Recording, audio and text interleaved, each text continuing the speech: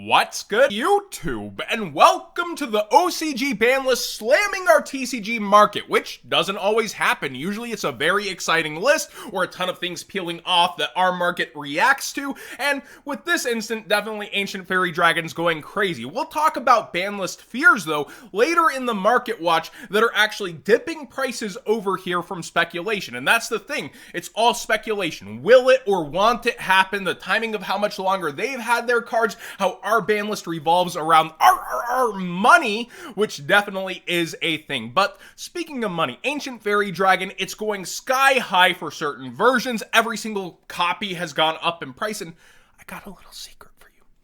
If there's an errata on a card, which is why so many people are sure it will come off our list eventually, what does Konami usually do with that? You got it right! Oh my gosh, a reprinted version with clarifying card text so Konami doesn't have headaches at events for those that want to play a modern copy?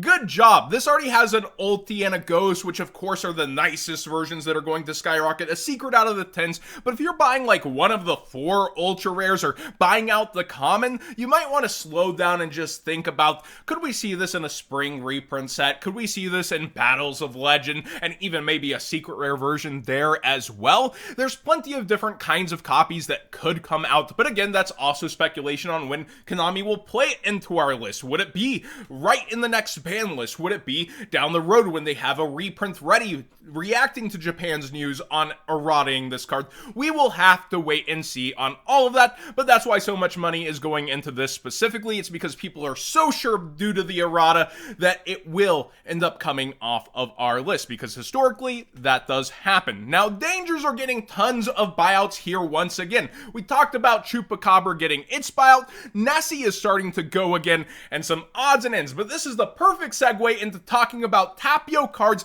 new dangerous neck pillow, and code What'sGood5 for 5% off and support the channel directly will make it just a little cheaper for you. But at $35 for this plush, it's really nice, and for just $10 more, you get a metal field center with a really nice design. I would go ahead and bump up to that bundle. I think most places usually charge like $25 for a metal field center. So again, I really like the work they're doing over here. This looks amazing.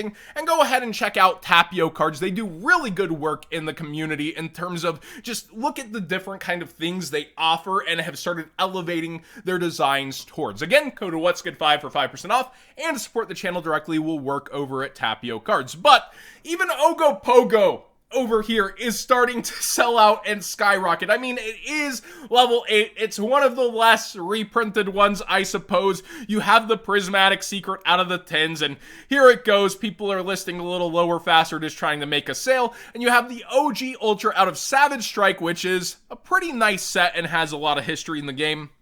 I still like the secrets over the OGs, but the OGs are also up here in price towards $3-4. So be aware, Danger Engine, if it's not reprinted into the ground, a lot of people are just buying out these pieces that they might be playing with Dark Worlds and looking around at what they might be adding into their decks. Saryuja also is starting to go up and out. Remember the card that acts like a Pokemon card? Draw 4 cards, put back 3 hand fixins.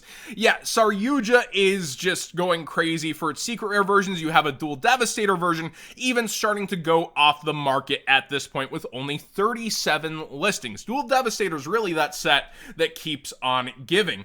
Grappa himself has a gold buyout. I thought, everybody's allergic to gold rares, but yeah, you have the OG Gold Series Haunted Mine getting bought out. There's also a premium gold version if you want the extra sparkle on there that is still a bit cheaper, but yeah, dual sleeves are going. You have OG Ultras out of like starter decks that are still pretty easily available, but people just want to hollow out their deck. Of course, it's completely common in the new structure deck, which you can just go get.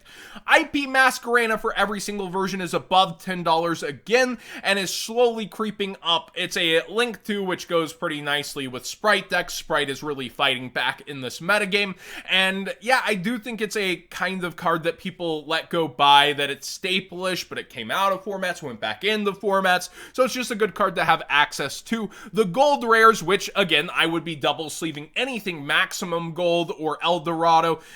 I think that people just don't want to deal with that thickness on the cards or the flaking off of them, especially with these. That's why the altar art, which a lot of people would speculate would be way up there, is still way less than even the OG Ultra. But yeah, those are the cheapest version, and if you don't want a gold, they're starting to head up towards $16, $17 plus dollars. Visa Starfrost got support like a Synchro and a bunch of other stuff, and whenever you have cards that get inevitable support, you get these cycles of, oh my gosh, this time it's real, this time it's gonna be good, right? And people go and buy it out, and then they wait, and then it comes down, and then it goes back up again. So it's in that cycle that we talked about for Starfrost, where people are basically reacting to the new support, and they're reaching it. If you're one of those people, though, and you can't help yourself, use that TCG player link in the description down below, costing you nothing extra to support the channel directly for the cards you'd already be buying, even though I warned you about this cycle time and time again. Now, the OCG Banlist fears we talked about, I always murder this name, Kashtira? I'm sorry, the culture of the deck. But when it comes to it, it got buyouts around the Black Friday, and it's simmered a little since, and now it's coming back down harder, where copies are available around that $18 mark, and it's still around $20 on the front page, where people were spending, up to $25. What's happening here? Well, Fenrir's down a couple dollars, and the OCG ban list was harsh on these decks. Now, it's out of Darkwing Blast, and I think we have our WCQ season coming up. Whenever we're talking about ban list, though, it's pure speculation. We're trying to figure out what Konami is going to do, what they might do, what historically has been done. And tier elements, yeah, they could see some hits coming into it. And it's not only Banlist fears playing into this. Look, there's a new little line. Unlimited power of the elements has appeared when we're talking about, the tier element stuff coming down in price. And it is down. You can get these field spells at $46 now. Half the price of the initial hype, even though it's tier 0. The deck that is dominating is way down in price because people are a little bit scared of what will happen for the WCQ season, and a lot of people speculate this might be it. This could be what they hit, even though they need to sell Megatons, even though Unlimited Power of the Elements just came out, and it also needs to sell, and this is the top card in it. See, the ban list often moves around the money, but they also don't want a format to get overly stale, so it'll be interesting to see what fixes they might do heading into Nationals. And we're in the cold winter market where things chill off a bit, even in terms of price. There's less events typically within December itself, and then you head into January, February, people start to really hype themselves up to play in the WCQ. People that got their invites that sold off their deck, they end up reaching back in. And that's why that ban list can just skyrocket cards. But talking about ban lists missing, what did we learn from the past? You have Dragoon. It went down, down, down, skyrocket, down, down, down, skyrocket. Adventure Token Engine, down, down, down, skyrocket, down, down, down, skyrocket. They're cyclical things that you can actually learn from just seeing how people react and then buy back in when they know they're going to be playing it for a while and actually get use out of those cards to try to win things at locals. But in the meantime, they don't necessarily want to gamble and they sell it at this price and then buy back into the rush there. So with this, I feel like the Kashtira is a little bit too new. Probably. The deck is still going to get its legs and support in the upcoming set, which means it's really early to hit it versus how long the OCG had it comparatively. And we also have reprint sets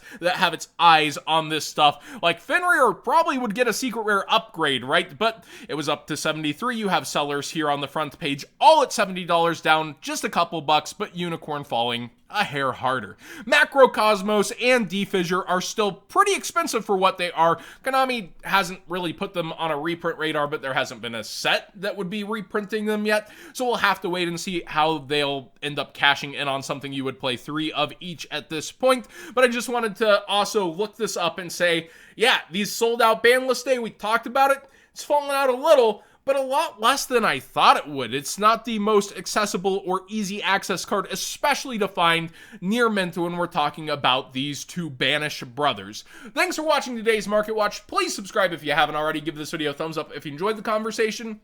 What do you think will translate from the OCG ban list to our market? I do want to hear your thoughts because there's a lot that did go down there, but we also have our national season and our reprint card season, and those two things act very differently than how the OCG ban list tends to.